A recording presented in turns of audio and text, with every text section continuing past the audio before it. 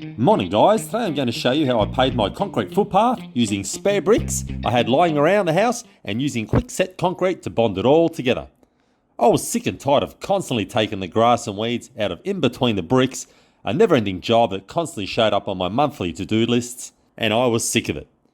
I'm also going to show you how I made a bad mistake and then how I fixed it. It can happen to all of us do-it-yourself amateurs, and it happened to me this time, but I fixed it. So just sit back and enjoy. The items I'll be using for the job is your stick, a pick if you have hard clay like mine was, a shovel. Now obviously we need water for the quickset concrete, and I've obviously got another water for concrete's going to get on top of here. I'm going to have to wash it down and not dirty, bit of a tidy up later. And obviously I'm going to use some gloves, A rug for cleaning later on your bricks, a mask for the dust of the powder, some glasses, and you are ready to go. Firstly, prepare your area with whatever you're placing underneath your bricks. In my case, I have pebbles and dirt, and I will grab my stick and hit down in between and try and harden and squeeze all the pebbles and dirt into the joins to stabilise the bricks nice and tight, so they don't move in preparation for the concrete powder. I will do a better job later off camera. I will also straighten my bricks, but this is the time where you make your patterns ready with your bricks the way you want it.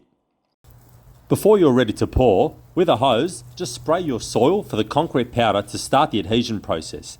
Then, now's the time to pour your quickset concrete in between the bricks. As you are pouring the powder, you cannot see me do it in the video, but add small amounts of water in between soaking the powder and then pat down using the stick.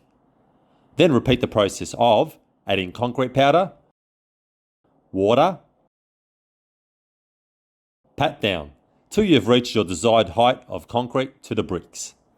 The concrete will begin to set and the bricks are now holding in place even with me jumping on it. Now, as you can see, I have made a massive mistake, which will leave you thinking, what has this amateur done? As you can see, there are concrete stones visible. This is because I have used 2 bags of concrete that are 2 years old, and the instructions say to not use bags that are more than 6 months old, that have been opened.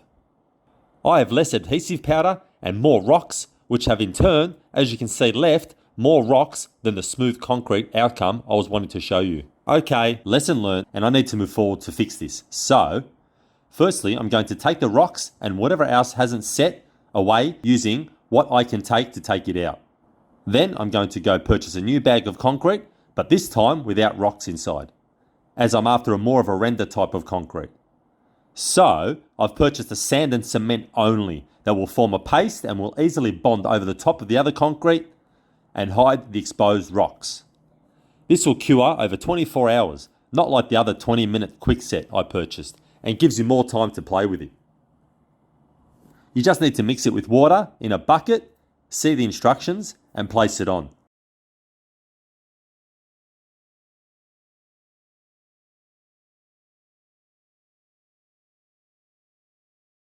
Probably not as rough as I'm doing it here, but it's my style. Just don't hire me for any of your jobs.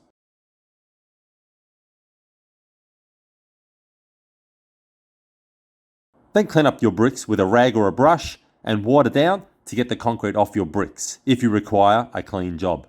And clean up your surrounds, because if it sets, you may need a pressure hose to clean up the area.